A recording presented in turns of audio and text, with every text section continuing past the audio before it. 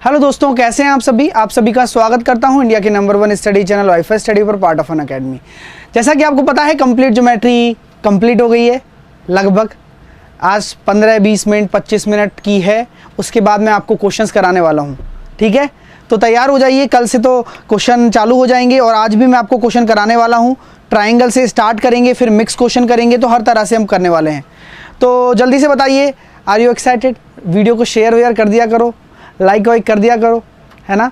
चीज़ें बहुत प्यारी होंगी और आगे हम बहुत अच्छा करने वाले हैं ना। चलिएगा, हाँ। तो यहाँ पर हम ये कह सकते हैं स्टूडेंट्स, तो सीधी सी बात यही है कि आपके लिए क्या है, कंप्लीट ज्योमेट्री जो चल रही है, हाँ वो कंप्लीट हो चुकी है। और अब हम क्वेश्चन करेंगे। आज बस छोटा सा पार्ट बाकी है, वो कंप्लीट कर लेते हैं बस। ठीक है डियर, चलिए अब आगे की बात अगर मैं करना चाहूँ आप लोगों से, आगे की बात अगर मैं आपके सामने करना चाहूँ, तो आगे की बात क्या है, मेरा मैथ बूस्टर रनिंग में है, ज़रूर ज्वाइन करें। प्रॉफिट लॉस के आज मैं क्वेश्चन कराने वाला हूँ, थ्योरी मैंने ख़त्म कर दिया है। अगर आप आज जुड़ते हैं तो आपको पुरानी क्लास भी मिल जाएंगी, उनकी PDF भी मिल जाएंगी और आप हमसे जुड़ सकते हैं। और यहाँ पर सभी सब्जेक्ट के सभी कोर्स जो भी चल रहे हैं, जर्नल साइंस का सब कुछ आपको मिल जाएगा। ठीक है, कोड आपको वाईफाई NTPC लगाना है, WIFI NTPC आप कोड लगाना, 10% का डिस्काउंट आपको मिल जाएगा। आज ही ज्वाइन कर लें, जिससे कि आप मेरी 2 बजे वाली क्लास में मेरे से जुड़ पाएँ। रीजनिंग की क्लास भी आपको मिलने वाली है इसमें। चलिए, तो ये क्वेश्चंस है, अभी आज हम करेंगे क्वेश्चंस को। आज सारे मैं ट्राइंगल के क्वेश्चन ले आया हूँ, मज़ा आएगा, आज क्वेश्चन करेंगे। उससे पहले जो चीज़ें हैं उनको कर लेते हैं कंप्लीट। अब जो बचा हुआ है वो वाला पार्ट थोड़ा सा बचा हुआ है। रोम्बस चल रहा था ना, तो रोम्बस का एक पॉइंट और है, उसको डिस्कस करके फिर एक ट्रेपेजियम पढ़ लेंगे बस। ठीक है, रोम्बस को कहा जाता है समचतुर्भुज। रोम्बस की आकृति बना लेता हूँ। रोम्बस इस तरह की कोई एक आकृति थी। ठीक है, इस तरह की एक आकृति है, मैंने रोम्बस बना दिया ये। और इस रोम्बस के बारे में और अगर डिटेल में चर्चा की जाए तो ये बोला गया है कि अगर हम इसके 2 विकर्णों को मिला देते हैं, ये रहा एक विकर्ण और ये रहा दूसरा विकर्ण, तो रोम्बस के बारे में जितनी भी इंफॉर्मेशन दी थी वो इंफॉर्मेशन यहाँ काम आने वाली है। ABCD रोम्बस होता है ना। आप लोग मुझे बताइए, रोम्बस के दोनों विकर्ण एक दूसरे को बाइसेक्ट करते हैं क्या? बोलो हाँ या ना, बोलो बोलो। रोम्बस के दोनों विकर्ण, ठीक है, एक दूसरे को बाइसेक्ट करते हैं, बिल्कुल करते हैं। इंटरसेक्ट करते हैं, बिल्कुल करते हैं। 90 डिग्री पर काटते हैं, बिल्कुल काटते हैं। ठीक है भैया। माय डियर स्टूडेंट्स, यहाँ आप देखिएगा, ये अगर A है, ये भी A होगा, ये भी A होगा, ये भी A होगा। क्या रोम्बस की सारी साइड्स बराबर होती हैं? जी बिल्कुल होती हैं, बिल्कुल होती हैं ना, बिल्कुल सही बात है। अगर मैं आपसे बोल देता हूँ कि AC मेरा अगर डायगोनल D1 है और BD अगर मेरा डायगोनल D2 है, तो आप लोग मुझे बताइए, अगर ये O पॉइंट है तो OA कितना हो जाएगा? OA हो जाएगा आपका D1/2 और OB कितना हो जाएगा? D2/2। हो जाएगा या नहीं हो जाएगा? बोलो, हो जाएगा नहीं हो जाएगा?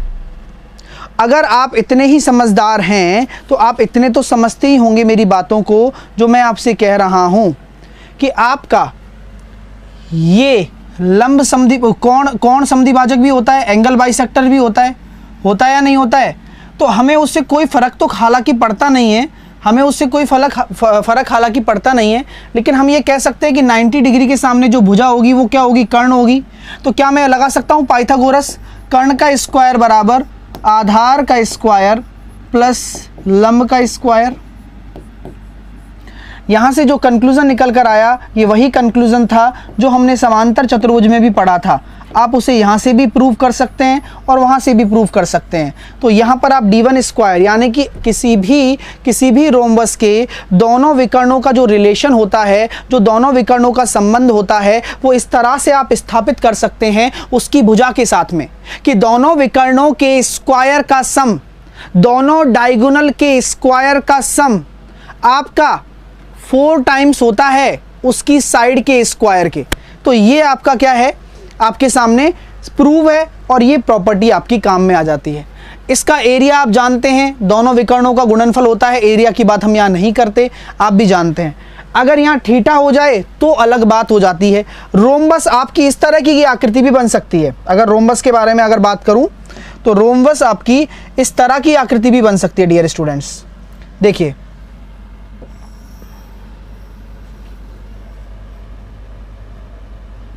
ठीक है, इस तरह की आकृति भी बन सकती है। और अगर मैं इसको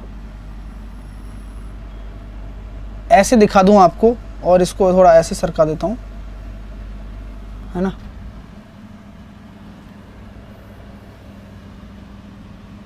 इस तरह की आकृति भी रोम्बस बन सकती है। और अगर मैं कहूं आपसे कि भैया ये लाइन मैंने इससे मिला दी, और आपको इतना तो पता ही होगा कि रोम्बस की सारी भुजाएं बराबर होती हैं, ए ए ए ए, तो ए बी सी डी आपका रोम्बस है और ये बीच में आपको थीटा दे रखा है। तो इस वाले ट्राइंगल का एरिया क्या इस वाले ट्राइंगल का एरिया क्या हो जाएगा? दो भुजाएं हैं, उनके बीच में कोण है, तो आप ये कहते हैं ना 1/2 ए स्क्वायर बीच में साइन थीटा। तो पूरे रोम्बस का एरिया कितना हो जाएगा? ये भी सेम टू सेम यही होगा, क्योंकि ये थीटा बराबर होगा, आमने सामने वाले कोण बराबर होते हैं, याद करो। यानी कि आपका जो रोम्बस का एरिया होता है आप इस प्रकार भी निकाल सकते हो। अगर किन्हीं दो भुजाओं के बीच में आपको थीटा दे रखा हो तो ए स्क्वायर साइन थीटा, दोनों ऐड हो जाएंगे। इसे भी नोट कर लो, ठीक है। ये आपने नहीं पढ़ा होगा लेकिन आप ध्यान से रखिएगा, है ना। चलिए, हाँ, हाल चाल बा बढ़िया, है ना। डायगोनल इक्वल होते हैं सर? ना, डायगोनल इक्वल नहीं होते हैं, है ना।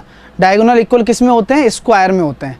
डायगोनल इक्वल किस में होते हैं? रेक्टेंगल में होते हैं, लेकिन इसमें नहीं होते हैं, ठीक है। चलिए, तो ये सारी चीज़ें मैंने आपको पढ़ा दी हैं और उम्मीद करता हूँ सारी चीज़ें समझ में आ गई होंगी यहाँ तक। अब आगे की चर्चा जो होती है वो होती है ट्रेपेजियम पे। तुम्हें ये हाँ, चलिए आगे की जो चर्चा करते हैं अपन करेंगे ट्रेपेजियम पे। तो ये ऐसी आकृति क्या कहलाती है आपकी? एक ट्रेपेजियम कहलाती है। क्या कहलाती है? ट्रेपेजियम।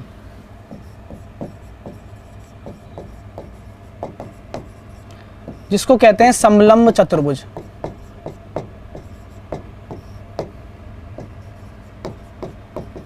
जिसको हम कहते हैं समलंब चतुर्भुज, ट्रेपेजियम। अब ट्रेपेजियम की क्या क्या खास बातें हैं? हाँ, ट्रेपेजियम की क्या क्या खास बातें हैं ये ज़रा देखिएगा, ठीक है।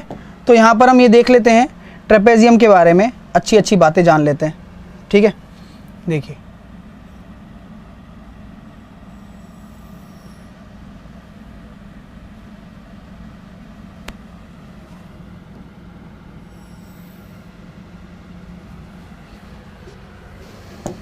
ठीक है।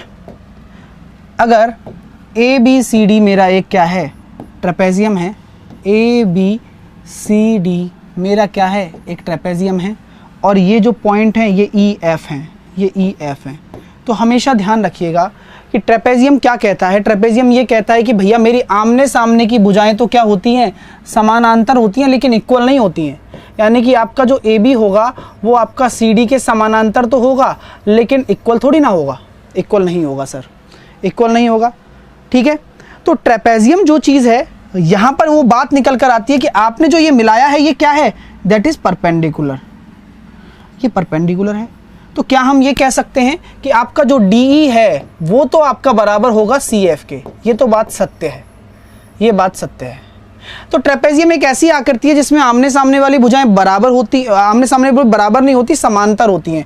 यानी कि एक साइड की अपोजिट साइड समांतर होती हैं। और यहाँ पर क्या बोला गया है? एडी जो है ना आपका नॉन पैरेलल है। क्या है? नॉन पैरेलल है। किसके? बीसी के। एडी आपका बीसी के समानांतर नहीं होता है ना। एडी आपका बीसी के समानांतर नहीं होता है। ये बात आपको समझ में आनी चाहिए। अब मैं ये कहना चाहता हूँ कि एक ट्रेपेजियम ये है जिसमें दो भुजाएं समांतर होती हैं, परपेंडिकुलर्स बराबर होते हैं अगर सीधा मिलाया जाए उस पॉइंट से। तो अब अगर मैं आपसे बात कहना चाहता हूँ कि ऐसा कब होगा? जब ये दोनों, यानी कि कौन सा पॉइंट? डीसी और ईएफ बराबर हो जाएंगे और एडी और बीसी बराबर हो जाएंगे। ऐसा कब होगा? वो ट्राइंगल कौन सा कहलाएगा? वो ट्रेपेजियम कौन सा कहलाएगा। एक आपने नाम सुना होगा, पेपर में बार बार बोला जाता है कि एक आइसोसेलेस ट्रेपेजियम है, इसकी भी अपनी एक अलग प्रॉपर्टी होती है, आइसोसेलेस ट्रेपेजियम, ठीक है ना।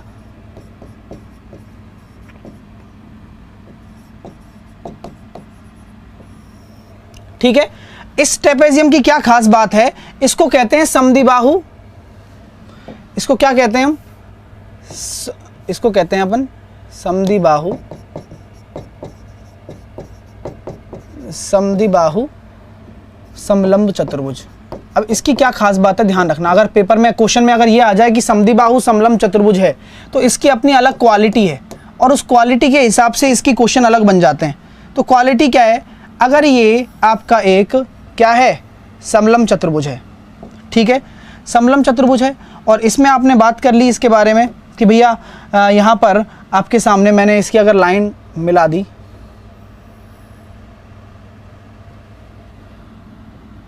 ये मैंने यहाँ मिला दी आपके सामने, ठीक है, ये लाइन यहाँ मिल गई, एक लाइन यहाँ मिल गई, ठीक है।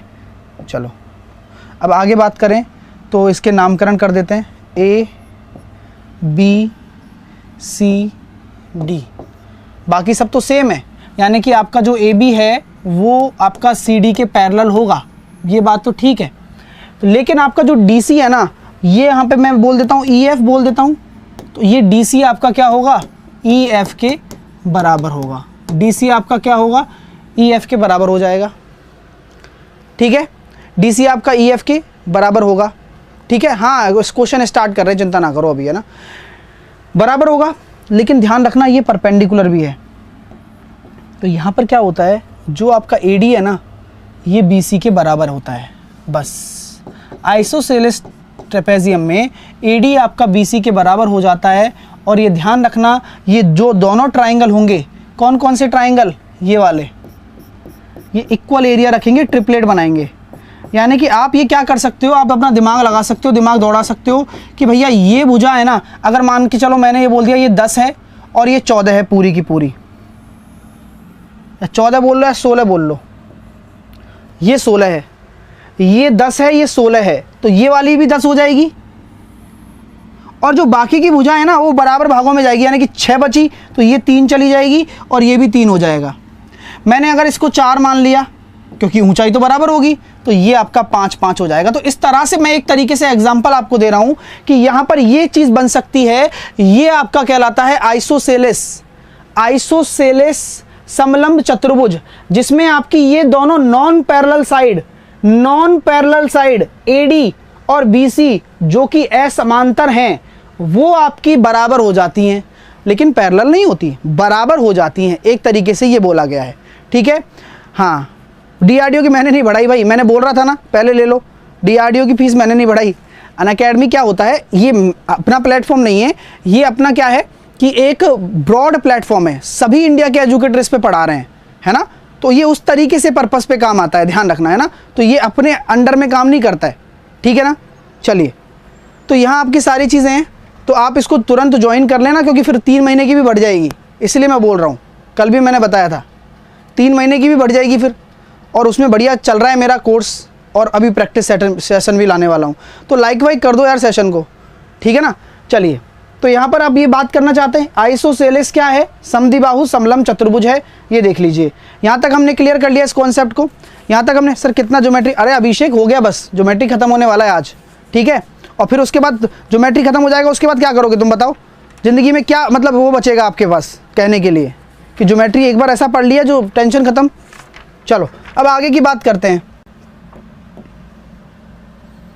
आगे की अगर मैं बात करना चाहूँ तो ऐसे बात करूँगा, देखो ये लो, आ जाओ भैया, है ना, ये आपका क्या है, एक ट्रेपेजियम है। अब ट्रेपेजियम में मैंने क्या किया, वही वाली बात, सर विकर्ण बनाओ, मैंने लो विकर्ण भी बना दिए।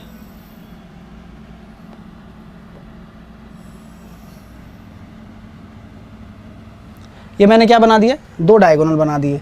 इस ट्रेपेजियम का अगर मैं नाम दे दूं तो नाम देने में मुझे कोई हर्ज नहीं होगा, A B C D, A B C D, ठीक है। हाँ, तो ए बी सी डी क्या है, आपका एक ट्रेपेजियम है, और इसका ये जो डायगोनल है ये ऊपर काट रहे हैं। अब आपसे मैं ये पूछना चाहता हूं और आपसे मैं पूछना चाहता हूं कि रिलेशन क्या होगा। क्या मैं ये कह सकता हूं कि ये दोनों लाइन अगर आपकी पैरेलल हैं सर, तो आपका ये एंगल जो x है, ये वाला एंगल भी x होगा। क्यों होगा या नहीं होगा? अगर ये एंगल आपका y है तो क्या ये वाला एंगल y होगा? होगा जी। ये वाला एंगल और इस वाले एंगल को आपस में बराबर कर देंगे तो क्या मैं ये ट्राइंगल, दो ट्राइंगल ले रहा हूं, ट्राइंगल DOC और ट्राइंगल BOA बराबर नहीं हो जाएंगे क्या? समरूप नहीं हो जाएंगे क्या? बोलो, क्या ये दोनों ट्राइंगल आपस में समरूप नहीं हो जाएंगे क्या? ठीक है, क्लियर हो रहा है? क्या दोनों ट्राइंगल आपस में समरूप नहीं हो जाएंगे क्या? बिल्कुल हो जाएंगे सर। अगर ये दोनों ट्राइंगल आपस में समरूप हो गए सर, तो क्या हम ये कह सकते हैं कि x के सामने की भुजा क्या है? OC। इस x के सामने की भुजा क्या है? OA। बराबर नहीं हो जाएगा क्या? y के सामने की भुजा क्या है? OD। और इस y के सामने की भुजा क्या है? OB के। तो यहां से आपके दोनों विकर्णों के बीच में रिलेशन निकल कर आ गया सर कि OB इंटू OC बराबर है OA इंटू OD के। समझ में आ गया? क्या प्रूव है ये? समझ में आ गया? कल को आपसे पूछ लिया जाता है, एक क्वेश्चन आपके सामने रख दिया जाता है इस प्रकार, जरा देखिए और कैसे आंसर देंगे आप मुझे बताइए। तो प्रश्न तो ऐसे ही बनेंगे, आप ये ना सोचिए कि अपने हिसाब से प्रश्न बनेगा, तो क्वेश्चन तो एग्जामिनर ऐसे बनाएगा। लो, मैंने ये क्वेश्चन दे दिया कि एक ट्रेपेजियम है और ट्रेपेजियम के दो डायगोनल एक दूसरे को काट रहे हैं। किस पर काट रहे हैं? ओ पर काट रहे हैं। ये आपने A, B, C, D बोल दिया। आपने बोल दिया कि ये 6 है, ये 9 है, ये 15 है। ये निकाल के बताओ, चलो निकाल के बताओ क्या होगा, बताओ बताओ। तो अब ये हर एक चीज़ पे क्वेश्चन बन रहा है। आप ये कहते हो ना कि सर थ्योरी रहने दो, रहने कैसे दूं? बताओ, क्यों रहने दूं? बताऊंगा, है ना। DOC BOC इक्वल नहीं होंगे, बताऊंगा निशांत, बहुत अच्छे तरीके से बताऊंगा। इतनी लंबी ज्योमेट्री कौन पढ़ाता है भाई? मैं ही पढ़ा सकता हूं, है ना। अरे तुम पढ़ लो यार, तुम्हें पढ़ा रहा हूं, ये बड़ी बात नहीं है क्या इस चीज़ के लिए, है ना, कि भाई इतना लंबा पेशेंस रख के पढ़ाना बहुत बड़ी बात होती है। और आराम से, तुम्हारे कितने सारे, बहुत सारे बच्चे कहते हैं सर छोड़ दो, रहने दो, ये कर दो, वो कर दो, ठीक है। हाँ, तो आपको पता है ना, अभी बताया ना मैंने आपको कि OB इंटू OC बराबर होता है OA इंटू OD के। यानी कि यहाँ हम ये जानते हैं कि सर ये एंगल के बराबर है। तो आप देखो, अब दिमाग में अगर प्रूव होता है ना, तो बिना किसी फॉर्मूले याद करे आप 2 सेकंड में इसको कर सकते हो। अरे सर ये देखो, ये एंगल बराबर है, तो x के सामने 15 है, तो इस x के सामने 9 हो जाएगा, उसका रेशो। इस y के सामने 6 है, इस y के सामने वाले का निकालना है। तो 3 दूनी 6, 3 पंजे 15, कितना हो रहा है? 18/5, 3.6, 18/5, ठीक है। तो आंसर आ गया 3.6। क्लियर है ना। चलिए, तो ये क्वेश्चन बन गया। लो, अब ये कहोगे कि सर कैसे आया, कैसे नहीं आया? अब इसके पीछे पूरी रामायण लिख देगा वो थ्योरी में। थ्योरी कैसे लिखेगा क्वेश्चन की?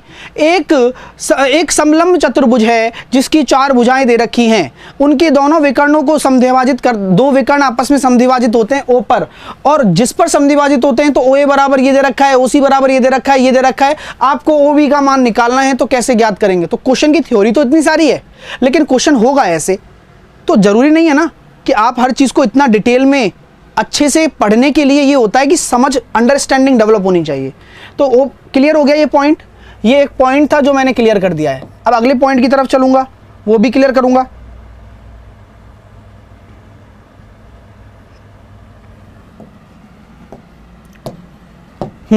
अगला पॉइंट क्या होगा?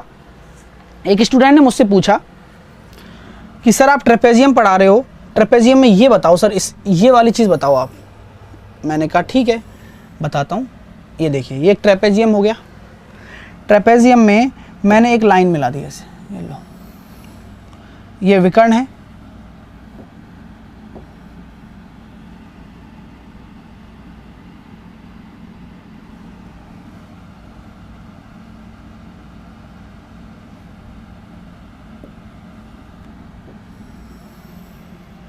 ये भी आपका एक क्या है, विकर्ण है। तो दोनों विकर्ण मैंने बना दिए। इस तरीके से मैंने इनका नाम दे दिया, A B C D. A B C D मेरे पास क्या है, एक ट्रेपेजियम है, ठीक है। हाँ, ए बी सी डी मेरे पास क्या है, एक ट्रेपेजियम है। चलिए, ए बी सी डी आपके पास क्या है, एक ट्रेपेजियम है।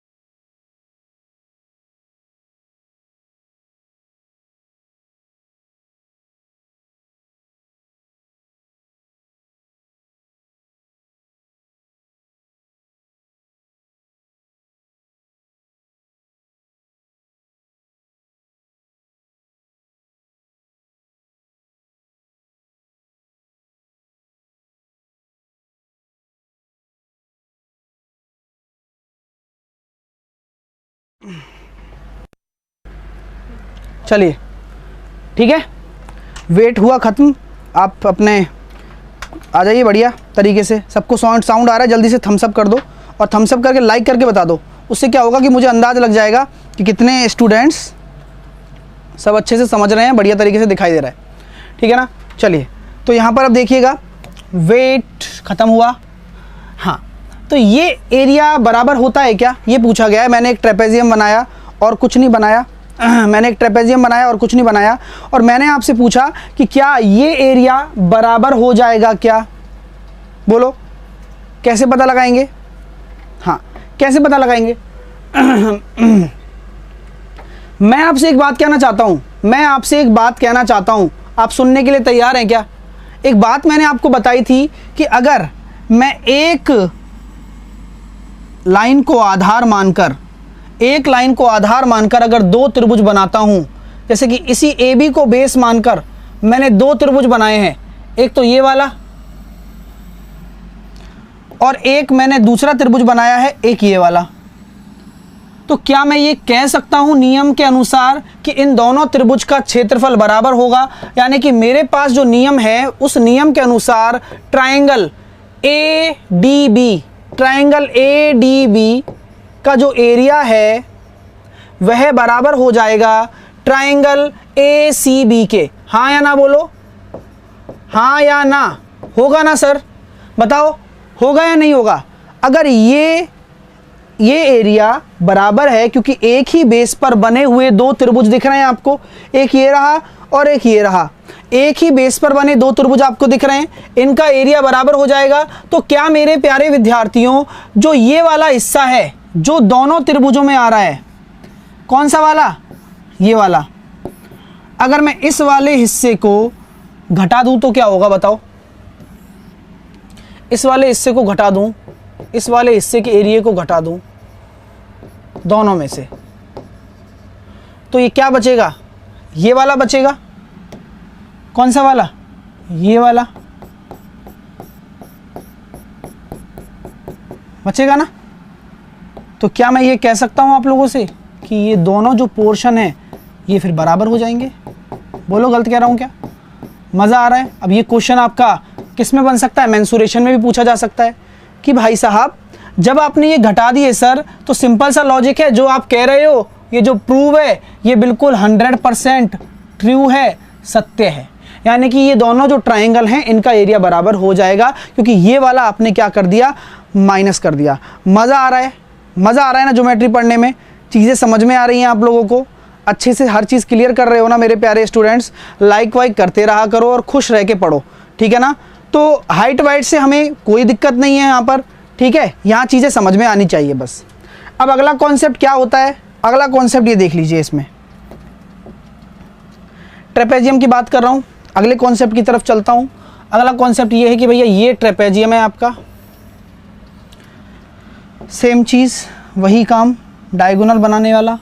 पहले डायगोनल बना देते हैं और फिर डायगोनल बनाने के बाद में इन डायगोनलों को एक काटने वाला इंसान, ठीक है? एक काटने वाली लाइन है। अब ये डायगोनल मैंने बना दिए, ठीक है? इसमें डायगोनल ये वाला काम का नहीं है शायद, है ना?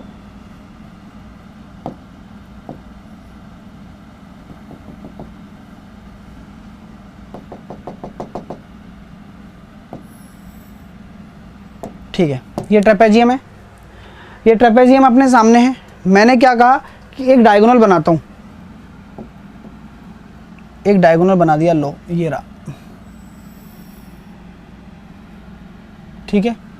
इस डायगोनल के सामने से एक लाइन मैंने खींच दी, वो जो कि इस प्रकार है, मिड पॉइंट से। क्या है? मिड पॉइंट है। इसका नाम क्या दे रहा हूँ? इसका नाम दे रहा हूँ ई और एफ। ABCD आपका एक ट्राइंगल है, ABCD आपका एक ट्रेपेजियम है, सॉरी। और ई और एफ आपका क्या है? मिड पॉइंट है। E and F R mid point of AD and BC respectively, ठीक है? AD और BC का क्या है? हाँ, ठीक है, ये आपका मिड पॉइंट है। अब आ जाओ, अब मेरे प्यारे सभी स्टूडेंट, हाँ, या मैं कह सकता हूँ कि ये पॉइंट आपका क्या है? O है, ठीक है? अब आप लोग मुझे बता दो सभी स्टूडेंट कि अगर ये एक ट्राइंगल बन रहा है तो ये अगर मिड पॉइंट है तो ये भी मिड पॉइंट होगा? होगा नहीं होगा? क्यों? क्योंकि ये इसके समांतर है।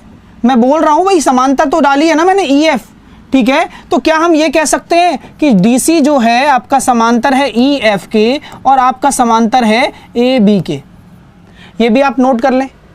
तो ये मिड पॉइंट थ्योरम से क्या मैं ये कह सकता हूं कि ये जो EO होगा, ये जो EO होगा, ये AB/2 हो जाएगा? बोलो टेल मी। अरे बता दो मेरे प्यारे स्टूडेंट्स, किसी को कोई समस्या है क्या? जो EO हो जाएगा, ठीक है? जल्दी से बता दो यार, मज़े से पढ़ रहे हो ना, हर चीज़ समझ में आ रही है ना? तो मैं यही तो कहना चाह रहा हूँ कि जो EO होगा ये आपका AB/2 हो जाएगा। क्यों हो जाएगा? कारण क्या है आपके पास? क्या ये मिड पॉइंट थ्योरम है? क्या ये मिड पॉइंट थ्योरम से हो जाएगा? चलिए, थेस नहीं, मिड पॉइंट।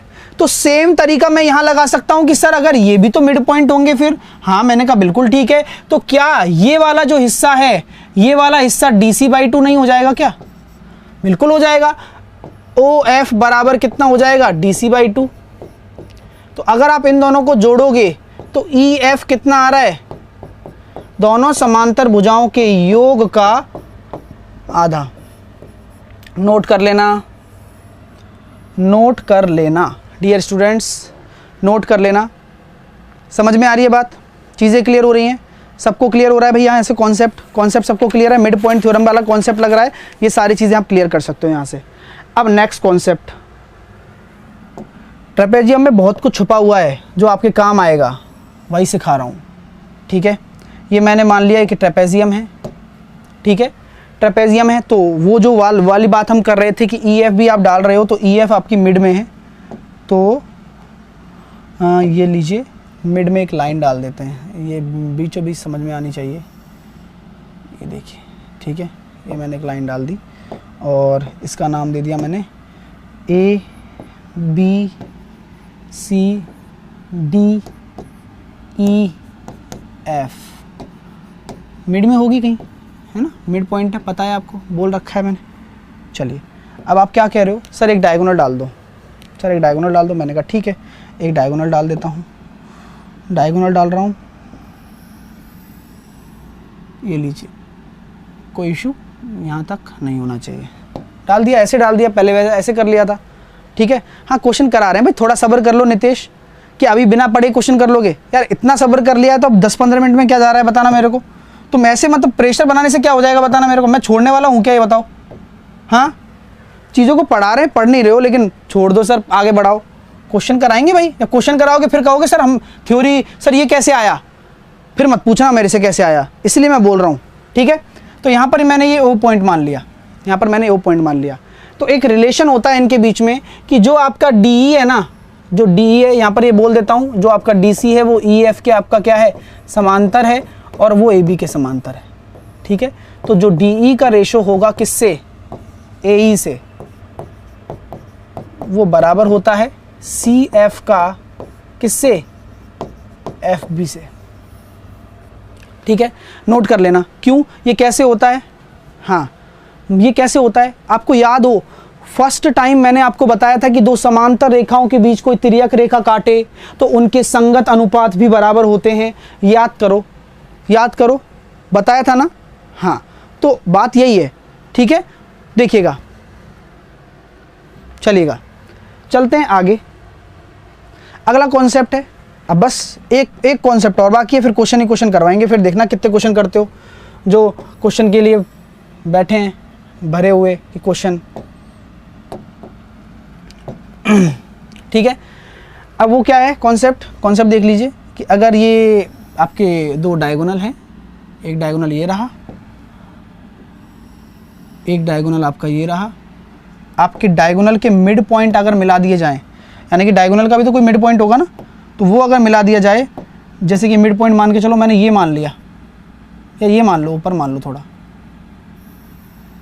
ये निकाल लो, इसकी वैल्यू क्या होगी, अगर ये डायगोनल का मिड पॉइंट है तो इसकी वैल्यू क्या होगी। तो अब मैं इसके नामकरण कर देता हूँ, सारा नामकरण कर देते हैं, ये ए है, ये बी है, ये सी है, ये डी है, ये ओ पॉइंट है, बोला गया था ओ पॉइंट है ये, ठीक है, ये आपका ओ पॉइंट है, और मैंने यहाँ बोल दिया ये पी और क्यू क्या है, इस डायगोनल के मिड पॉइंट है। तो पी क्यू की लेंथ क्या होगी, पी क्यू की लेंथ क्या होगी, ठीक है। तो पी क्यू आपका क्या हो जाएगा, A B minus C D upon 2, note कर लो, ठीक है। पी क्यू क्या हो जाएगा, A B minus C D upon 2,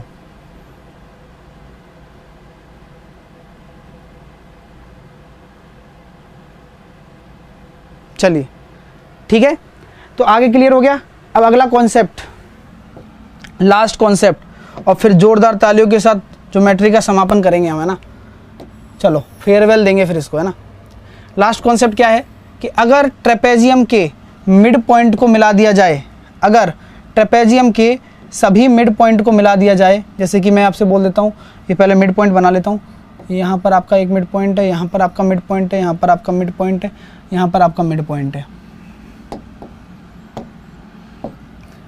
तो ये जो आकृति बन रही है, ये कौन सी आकृति है,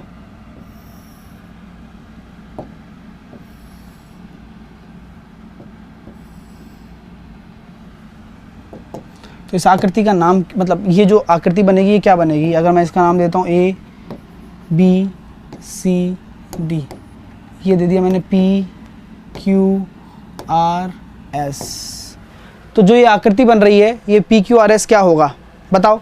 तो पी क्यू आर एस आपका क्या होगा, एक पैरेललोग्राम होगा, समांतर चतुर्भुज होगा।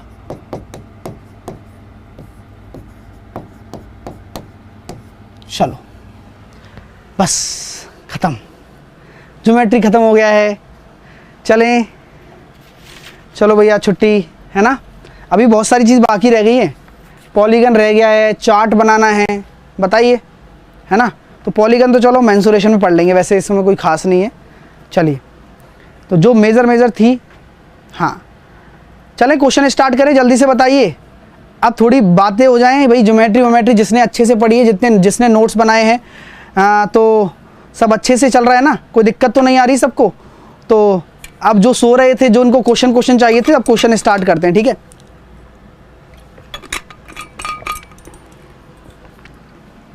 देखो खुशी का ठिकाना नहीं है तुम लोगों का, है एक हाथ तो ऐसे ऐसे बेड पे लेट के पैर हिला रहा होगा। हाँ चलो, ये वाईफाई एनटीपीसी के बारे में तुम्हें पता ही है, कोर्स ज्वाइन करना है आपको बूस्टर। अब ये पहला क्वेश्चन आपके सामने ये रहा, इसको करके बताओ। अब बताओ भाई,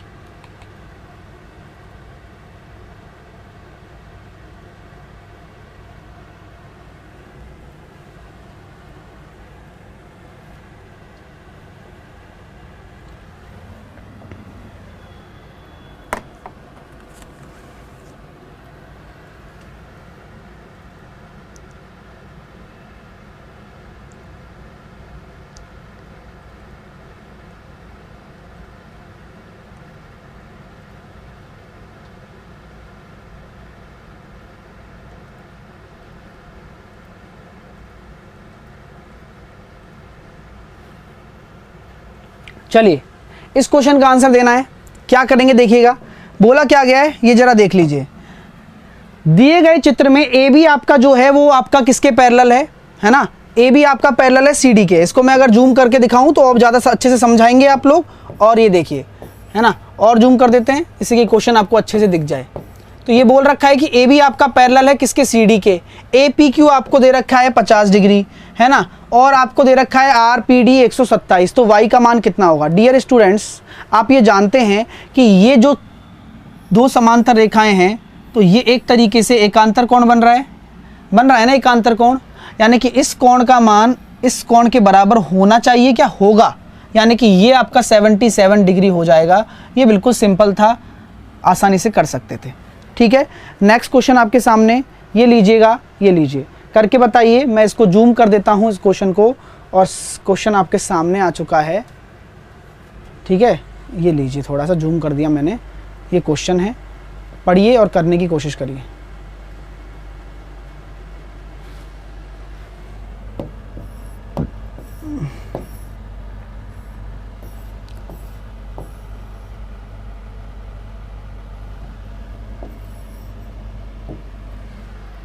करो।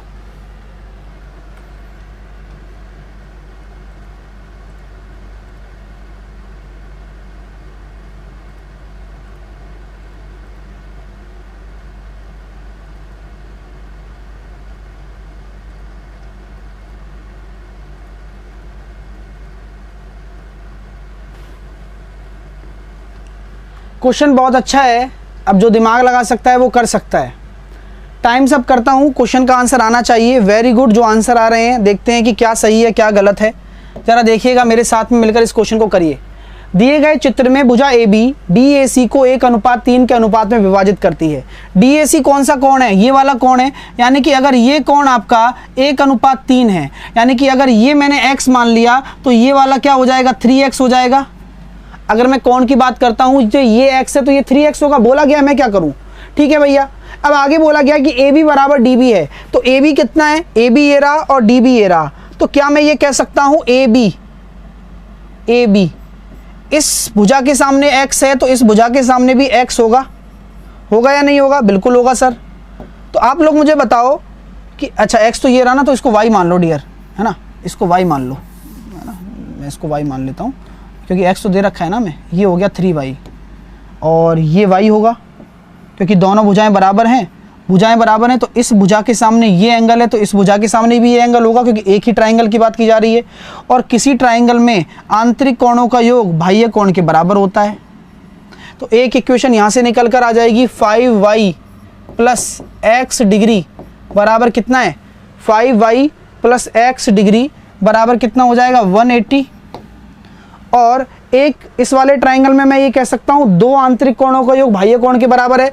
तो x प्लस वाई आपका 108।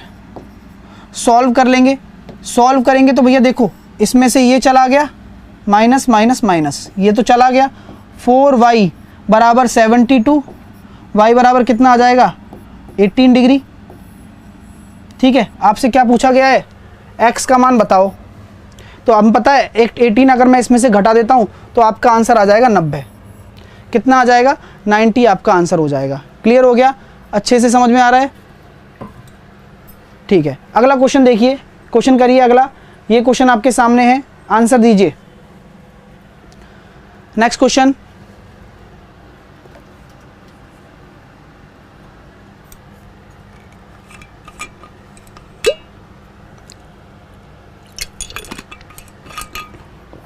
मजा आ रहा है ना भैया? कल से बड़ा बड़ा थंबनेल में लिखवाऊंगा ज्योमेट्री कंप्लीट क्वेश्चंस, ठीक है ना, और फिर क्वेश्चन स्टार्ट करेंगे बढ़िया तरीके से, मजा आ जाएगा। ज्योमेट्री कंप्लीट हो चुकी है, लाइक वाइक करो, शेयर करो अब, और सब जगह बोल दो कि भैया कंप्लीट हो गई है। जो सो रहे हैं वो जाग जाओ, ठीक है।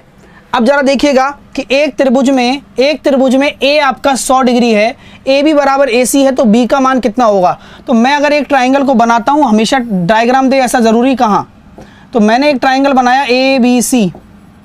तो अब देखो इतना आपको समझाने की जरूरत नहीं पड़ेगी मुझे, क्यों? क्योंकि अब सारी थ्योरी पढ़ चुके हो कि ए बी अगर ए सी के बराबर है तो इसके सामने का जो कोण x होगा, इसके सामने का कोण भी x हो जाएगा। आपका एंगल ए आपको 100 दे रखा है, तो इतना तो मैं जान ही चुका हूं कि सर 2x बराबर कितना हो जाएगा 80, x बराबर कितना हो जाएगा 40, तो एंगल बी कितना आ जाएगा 40। Option number B 40। अगला क्वेश्चन देखिए, जल्दी से आंसर दे दीजिए फटाफट से।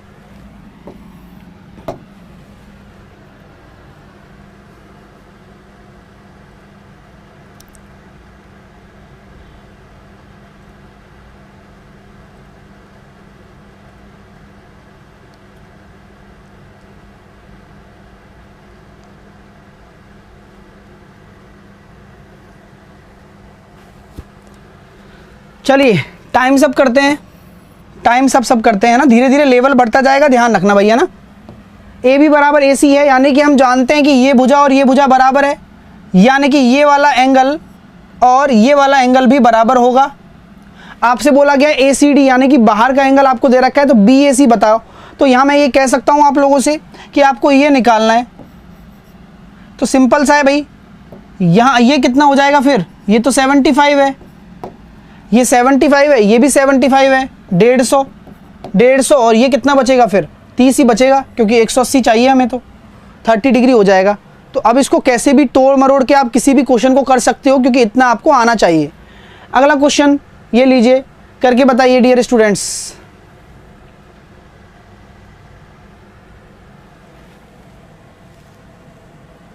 करके बताओ भाई क्या होगा इसका आंसर।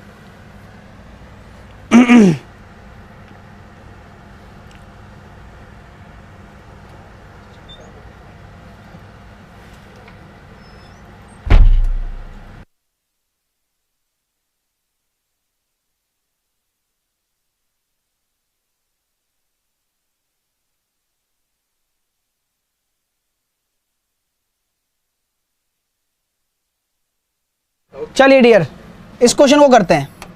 क्वेश्चन क्या कह रहा है भैया? कुछ नहीं कह रहा क्वेश्चन कह रहा है कि त्रिभुज एबीसी बना दो पहले। सर तो मैंने क्या बना दिया, एक त्रिभुज ए बी सी,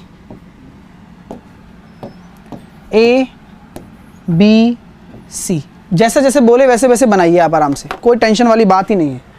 ओ क्या है? परिकेंद्र है। अब यहाँ ओ परिकेंद्र है, परिकेंद्र के बारे में सारी जानकारी बता चुका हूं। अब परिकेंद्र मत पूछना कि क्या होता है, परिकेंद्र मत पूछना कि क्या होता है। जिनका भी आंसर 70 आ रहा है बिल्कुल सही आंसर है, जैसे कि मैं देख पा रहा हूं मनीष का, संजू का, अमरजीत का, जॉय का, अनिल का, लक्की का, सबका आंसर आ रहा है। ये बहुत अच्छी बात है क्योंकि आप क्वेश्चन कर पा रहे हो, ये मेरे लिए अच्छी बात है। तो यहां मैं ये कह सकता हूं कि ओ परिकेंद्र है। तो बी ए सी आपको कितना दे रखा है? 85 डिग्री दे रखा है, ठीक है। और बी सी ए ये आपको 75 डिग्री दे रखा है। ओ ए सी बताना है, ओ ए सी यानी कि अगर मैं इसको इससे मिला देता हूं, ये मुझे एंगल बताना है डियर, ये वाला एंगल आपको बताना है, परिकेंद्र वाला। तो मेरे स्टूडेंट्स याद है परिकेंद्र क्या होता है? परिकेंद्र वही होता है, डबल हो जाता है, पीछे वाले कोण का डबल। अगर बी पता लग जाए तो ये पता लग जाएगा। बी कितना है? 85 और 75। तो अगर मैं 5 इसको दे दूं तो 80 80 160, 80 और 80 कितना हो गया भाई? इसको दे दूं 80 80 160, तो ये वाला एंगल कितना हो जाएगा? पूरा का पूरा है ना, ये बी ए सी दे रखा है, बी सी ए दे रखा है, तो 80 और 80 कितना हो गया? 160। और ये वाला एंगल कितना हो जाएगा अपने पास? 20, ठीक है। ये वाला एंगल कितना हो जाएगा अपने पास? 20 हो जाएगा, ठीक है। तो ए ओ सी मुझे ओ ए सी पूछा है ना, OAC पूछा है, ठीक है फिर भी हो गया है तो काम। तो ये वाला एंगल कितना हो जाएगा, ये वाला एंगल कितना हो जाएगा 40, क्योंकि दुगना होता है। कोई दिक्कत, कोई परेशानी यहाँ तक।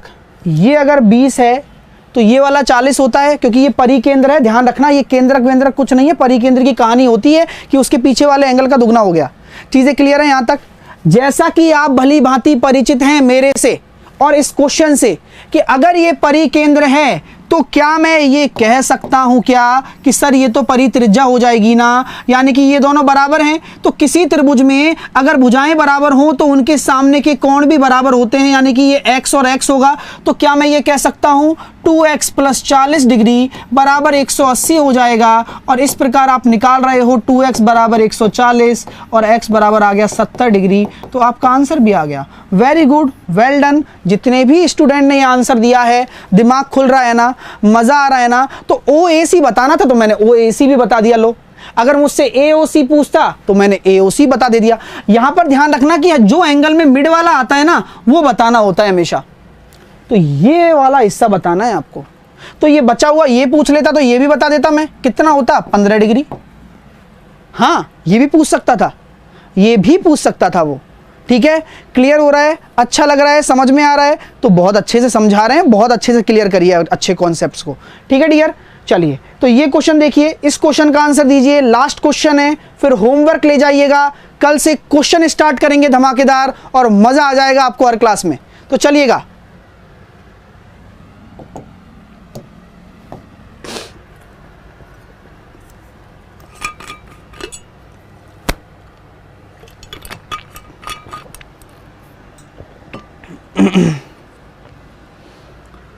एक समबाहु त्रिभुज की परित्रिज्या 10 दे रखी है, तो अंतर त्रिज्या कितनी होगी? समबाहु त्रिभुज में सर क्या होता है? आधा हो जाता है, आधी हो जाती है। 5 सेकंड में, 2 सेकंड में, 1 सेकंड में कर सकते थे। ठीक है, चलिए अब कोई स्टूडेंट ये कहेगा ना सर समझ नहीं आ रहा, कुछ नहीं आ रहा। भाई थ्योरी जाके पढ़ लो, पूरा पढ़ा दिया है। अब किसी ने कल ये कह दिया ना कि सर ज्योमेट्री पढ़ाओ, तब मैं बताऊंगा फिर। ठीक है ना? हाँ चलिए, तो यहां पर ये क्वेश्चन आपके होमवर्क है, इनको नोट कर लेना। पहला क्वेश्चन, दूसरा क्वेश्चन, तीसरा, चौथा, पांचवा, नीचे आंसर चाहिए मुझे, छठवां, 7, 8, 9, 10, 11, 12, 13, 14, 13 क्वेश्चन है। साथ के साथ मेरा बूस्टर है वो ज्वाइन कर लेना। क्लास अच्छी लगी है तो लाइक करो, पहले तो सब लोग लाइक करो। वाईफाई NTPC कोड लगा लो, अभी मेरे साथ जुड़ जाओ। प्रॉफिट लॉस के आज क्वेश्चन कराने वाला हूँ। ठीक है, कैसे लेना है? अनअकैडमी लर्निंग ऐप पर जाना है आपको, उसके बाद रेलवे एग्जाम सेलेक्ट करना है, गेट सब्सक्रिप्शन पर जाना है। 1 महीने वाला महंगा हो गया है, पहले 1000 रुपये था, अब 1500 हो चुका है। ठीक है ना? तो ध्यान रखना, 1 महीने की बजाय या तो आप 6 महीने लो या 3 महीने लो, ज़्यादा फायदा मिलेगा। वाईफाई NTPC कोड लगा लेना, अप्लाई कर देना, रेफरल कोड अप्लाइड हो जाएगा, मिल जाएगा सारा चीज़। ये मेरा चैनल है मैथ बाय साहिल सर, यहाँ फॉलो करिए मुझे। ठीक है, जिन्होंने नहीं किया है। मज़ा आ गया, कल से क्वेश्चन स्टार्ट करते हैं, बढ़िया सा थंबनेल बनवाएंगे जोरदार तरीके से, और आप शेयर वेयर करो वीडियो को। हाँ, तो उम्मीद करता हूँ कि मज़ा आ गया होगा चीज़ों में, और बेहतरीन तरीके से पढ़ते रहिए, खुश रहिए, मस्त रहिए। आपके लिए सारी चीज़ें कर रहा था, अब आप संतुष्ट हो गए होंगे ज्योमेट्री पढ़ने के बाद में। ज्योमेट्री खत्म हो गई है, यानी कि एक समझ लीजिए कि इतनी लंबी परीक्षा समाप्त हो गई है। Bye bye, take care, love you all. मिलूंगा आपसे अगली क्लास में, टेक केयर।